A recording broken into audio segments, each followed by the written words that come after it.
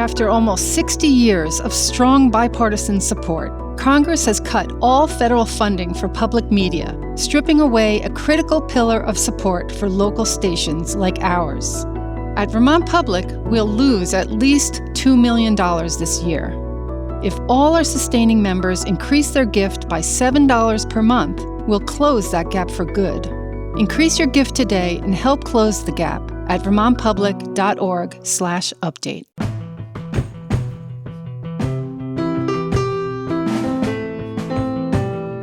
From Vermont Public, this is The Frequency. I'm Mitch Wertlieb. It's Monday, August 18th, and here are today's headlines. Republican Governor Phil Scott has declined a request to use Vermont National Guard soldiers in the federal takeover in Washington, D.C. The Department of Defense asked the governor if he would be willing to mobilize troops to support President Trump's controversial law enforcement mission. But Scott's chief of staff, Jason Gibbs, says the governor declined. In the absence of an immediate emergency or disaster that local and regional first responders are unable to handle, the governor just does not support utilizing the Guard for this purpose.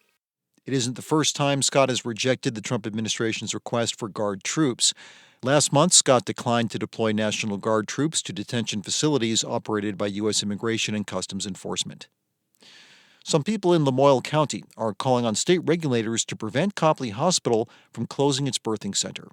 The labor and delivery unit is the only place to give birth in Lamoille County. Closure this fall would leave families in the area without nearby alternatives to care. State Representative David Iacovone of Morrisville shared concerns with the Green Mountain Care Board during hospital budget hearings this week.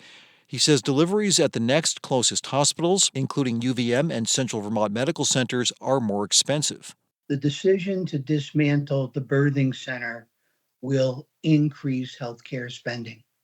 It may lower costs for Copley. It will not lower costs for the state of Vermont. Copley Hospital is asking state regulators to approve plans to build an additional operating room. The hospital projects it will make more than $3 million in profit next year. A closure of another kind is already taking place as Indiana-based Gardens Alive, the company that purchased Gardener's Supply, announced that most of the company's retail locations will remain open while one will be shuttered. Only the seasonal garden center in Shelburne will be closed as part of the deal. 5 other locations in Williston, Burlington, New Hampshire, and Massachusetts will continue operations, and all workers will keep their jobs. Gardener's Supply laid off dozens of employees earlier this month ahead of the sale.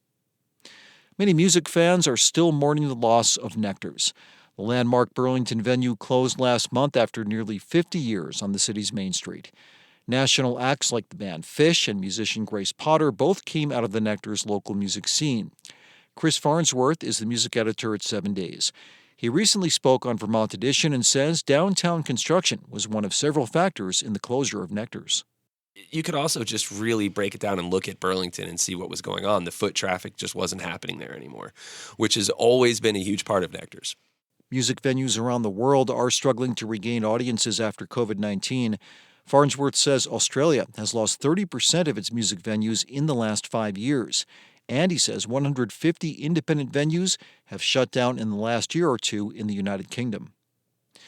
And 3 dogs are safe now after a close call on Mount Pisgah. Stone Mountain Rescue reports 3 dogs were pursuing wildlife when they went over the edge of a cliff and were stuck on a ledge last week. The dogs were not hurt, but no one could reach them. The rescue team was called to Westmore to help with the incident. They say a local arborist started to help and requested their presence just in case. They learned en route that 2 of the 3 dogs were successfully lifted out, and the third was rescued shortly after they arrived. The team thanks the arborists for their work, but they encourage the community to contact them to respond to incidents involving pets. They say it can be dangerous to try yourself without appropriate training. Coming up, a man in the midst of a mental health crisis was fatally shot by Vermont State Police in Putney a couple of months ago. The man's relatives are seeking answers about why the incident ended with his death. That's after this. Scott Garvey arrived in Vermont in late June. He moved from Memphis to be closer to his family and to find better mental health treatment. But just a week after moving to Putney, Scott was shot and killed by Vermont State Police while in the midst of a mental health crisis. He was 55. As Vermont Public's Liam Elder Connors reports, Scott's family is still struggling to understand what happened. Sitting at a picnic table in Montpelier a few weeks after Scott Garvey died, his family recalled his love for music. His younger sister Kara says he started playing drums when he was about 12 and practiced for hours every day. When Scott played, it was magical. According to his family, Scott was a prolific writer. He sent countless postcards to friends and family and wrote poems, like this one he read aloud online in 2022. Did you ever really hear a songbird sing a morning song? Did you ever really hear a songbird sing a morning song? I can hear her sing all day long. But starting in his 20s, Scott's family says he struggled with bipolar disorder and schizophrenia. He was in and out of psychiatric facilities over the years. For the past 3 decades, he lived with his mother, but she was getting older. Then, earlier this year, his family says Scott was beaten in a Memphis mental health facility and hospitalized for 5 weeks. His siblings decided Scott and their 84-year-old mom should move to Vermont. Kara says she found an apartment in Putney, about 5 minutes from her house. I was like, Scott, we're going to start a new life. I have so many plans. We're going to the Red Sox. We're going to go listen to music together. We're going to walk. Kara also worked to get Scott mental health care through a local service provider. But their older brother, Sean Garvey, says the transition to Vermont was tough. He was paranoid. He thought that the people who had beaten him previously were after him. On July 6th, just about a week after arriving in Vermont, Scott's behavior was escalating. He set off the fire extinguisher in the apartment. The fire department came and tried to get Scott to go to the hospital. He declined. A mental health screener that evening determined he wasn't a danger to himself or others. The next morning, on July 7th, Kara says she went to get her mom out of the house. Kara also called the local mental health crisis line, and she says Scott called too. He was screaming for help, metaphorically screaming, but he was just reaching out for help. Vermont State Police came to Scott's apartment later that morning after one of his neighbors called. According to a police affidavit, the neighbor said Scott was hitting her window with a metal pole and saying the voices were telling him to kill everyone. Troopers and a mental health worker spoke to Scott through his front door. Scott told them he wanted police to kill him. A few hours later, Kara came down to give the troopers a house key.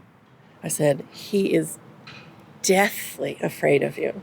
He's terrified of the police.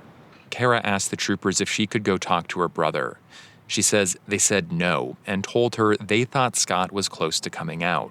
And so I left, thinking everything was all set.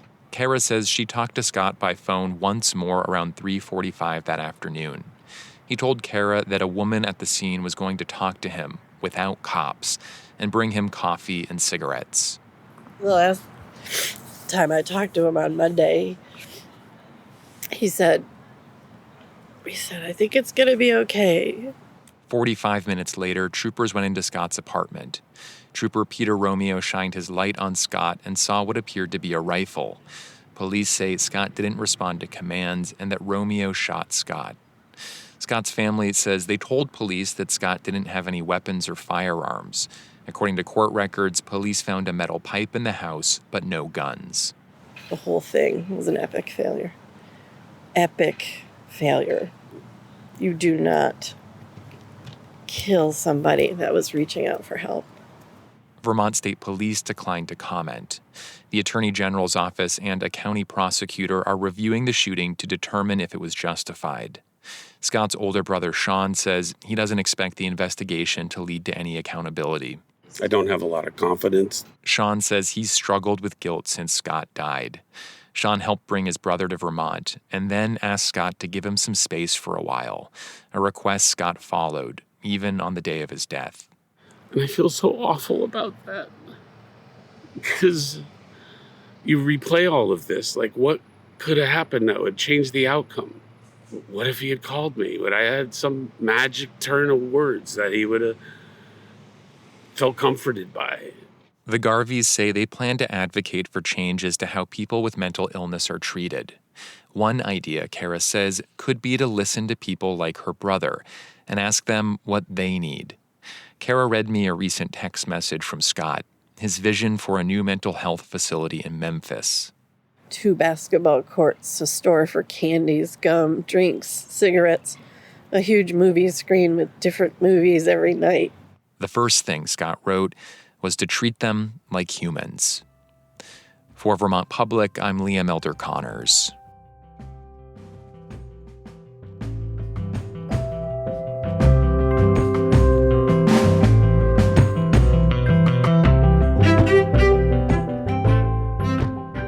Thanks for listening to The Frequency today.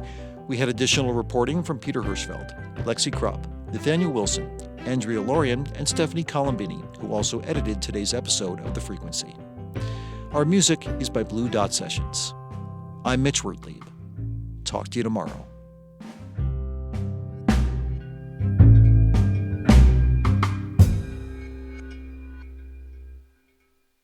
These days, there's so much news, it can be hard to keep up with what it all means for you, your family, and your community. The Consider This podcast from NPR features our award-winning journalism. 6 days a week, we bring you a deep dive on a news story and provide the context and analysis that helps you make sense of the news. We get behind the headlines. We get to the truth.